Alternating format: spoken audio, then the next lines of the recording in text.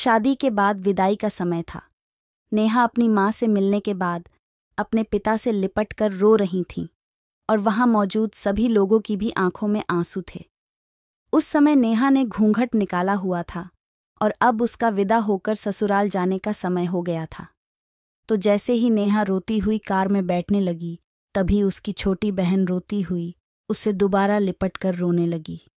तभी गार्ड के पास खड़े नेहा के पति अविनाश से उसका दोस्त दिनेश कहता है, अरे यार, अविनाश यहाँ से घर पहुँचते ही सबसे पहले होटल अमृतबाग पहुँचकर एक बढ़िया सा खाना खाएंगे, क्योंकि यहाँ तेरे ससुराल में तो एकदम घटिया खाना था। ऐसा खाना तो हमारे यहाँ कुत्तों को भी नहीं खिलाते।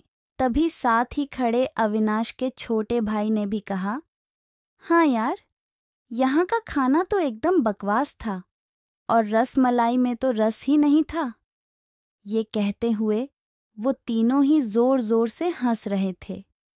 तभी नेहा के पति अविनाश ने भी अपने ससुराल वालों की मजाक उड़ाते हुए कहा कि हाँ यार, मैंने भी मजबूरी में ही यहाँ का खाना खा लिया, वरना मैं तो ऐसे खाने को तो हाथ भी नहीं लगाता।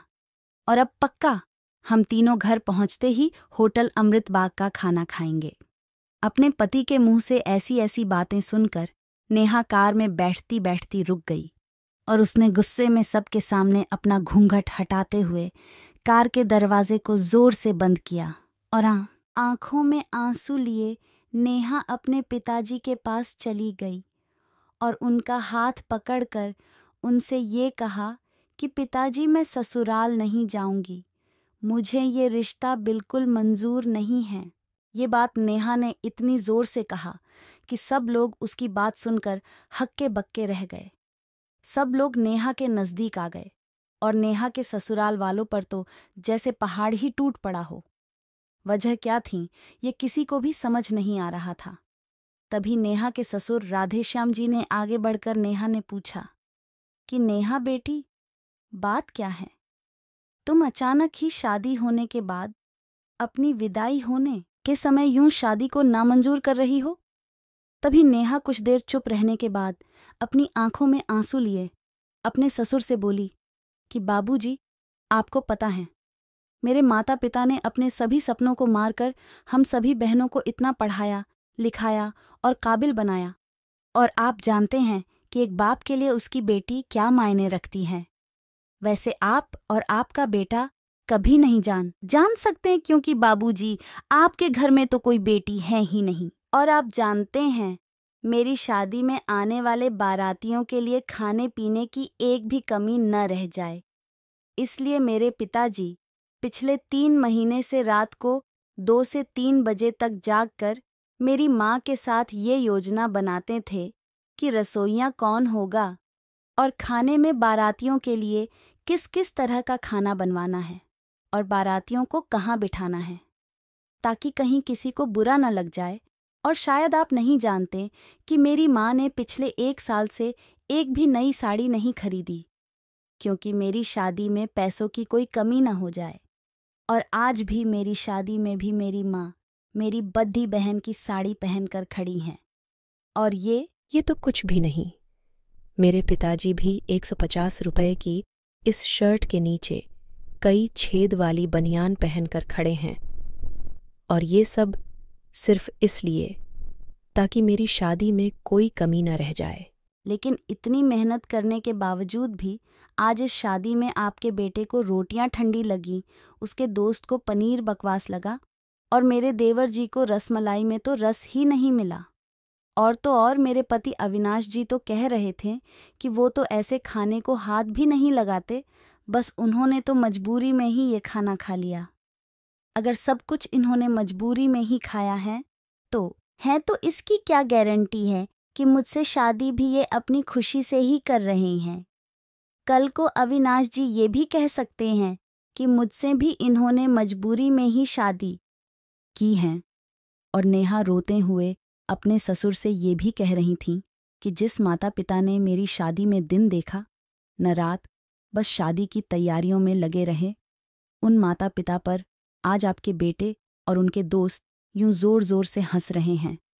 और उनकी इतनी बेइज्जती कर रहे हैं। क्या आपके घर में माता पिता की इतनी ही इज्जत होती है? तभी नेहा के ससुर ने कहा कि बेटी, इतनी छोटी सी बात पर तुम इतना नाराज हो गई। तो नेहा ने अपने ससुर की बात को काटते हुए कहा कि बाबूजी, ये छोटी सी बात नहीं है। अगर शादी के बाद मैं भी आपकी इज्जत न करूं तो आपको कैसा लगेगा? ये सुनते ही नेहा के ससुर ने शर्म के मारे अपनी आंखें नीची कर लीं। तभी नेहा ने कहा, लेकिन बाबूजी, आप चिंता न करिए। हमारे अंदर हमारे अच्छे माता पिता के संस्कार हैं। किसी की बेइज्जती करना, ये सब हमारे माता पिता ने हमें कभी सिखाया ही नहीं है। ये सुनते ही नेहा के पिताजी दयाशंकर जी ने आंखों में आंसू लिए, अपनी बेटी को गले से लगा लिया और उससे कहा कि बेटी, मुझे गर्व है कि तू मेरी बेटी है और अब तू शांत हो जा बेटी। तुझे मेरी कसम, तू इन्हें माफ कर दे और खुशी खुशी अपने ससुराल चली जा। तभी नेहा का पति अविनाश भी नेहा के पिताजी और नेहा से हाथ जोड़कर माफ़ी मांगता है और ये कहता है कि बाबूजी, मुझे माफ़ कर दो। सारी गलती मेरी ही है, लेकिन आज आपकी बेटी ने मुझे एक पिता की इज्जत करना सिखा दिया और आज के बाद मैं हर किसी के माता पिता हमेशा इज्जत करूँगा। उसी वक़्त नेहा के ससुरी राधेश्याम जी भी आगे आकर अपनी बहू नेहा के सर पर हाथ रखकर कहते हैं कि मैं तो बहू लेने आया था, लेकिन ईश्वर बहुत कृपालु हैं। उसने मुझे बहू के रूप में एक बेटी दे दी और वो भी इतने अच्छे संस्कार वाली, जो कि माता पिता का भी इतना सम्मान करती हैं। और अब बेटी, मेरे कहने से इन नालायकों को भी माफ कर दे। मैं हाथ जोड़ता हूँ तेरे सामने। तभी नेहा अपने ससुर जी के दोनों हाथों को पकड़ लेती हैं और कहती हैं कि नहीं बाबूजी, आप मेरे पिता के समान हैं। कृपया आप मेरे सामने हाथ मत जोड़िए। तभी नेहा के पिताजी दयाशंकर जी भी कहते कि समधी जी, आप मेरी बेटी के सामने हाथ जोड़कर कृपया हमें शर्मिंदा मत कीजिए। मेरी तो आपसे बस इतनी ही प्रार्थना है कि मेरी हमेशा आप मेरी बेटी को अपनी ही बेटी समझना और इससे कभी कोई गलती हो जाए तो इसे माफ़ कर देना।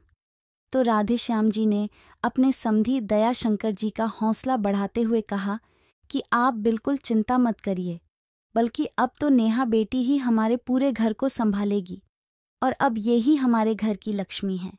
ये सुनकर नेहा के पिताजी बहुत खुश हो जाते हैं और अपनी बेटी को खुशी खुशी विदा कर देते हैं और नेहा अब राजी खुशी अपने ससुराल रवाना हो गई थी और अपने पीछे छोड़ गई थी आंसुओं से भीगी हुई अपनी माँ और पिताजी की आंखें और अपने पिता का वह आंगन, जिस आंगन में कल तक वह खूब हंसती खेलती थी। आज से इस आंगन की चिड़ियाँ उड़ गई थीं किसी दूर प्रदेश में।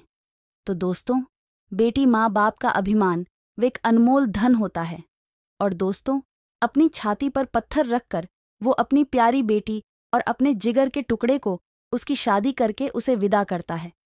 इसलिए दोस्तों, एक बाप अपनी बेटी की शादी करके वैसे ही उससे दूर हो जाता है और हमें उसका अपमान करके उन्हें और दुखी कभी भी नहीं करना चाहिए।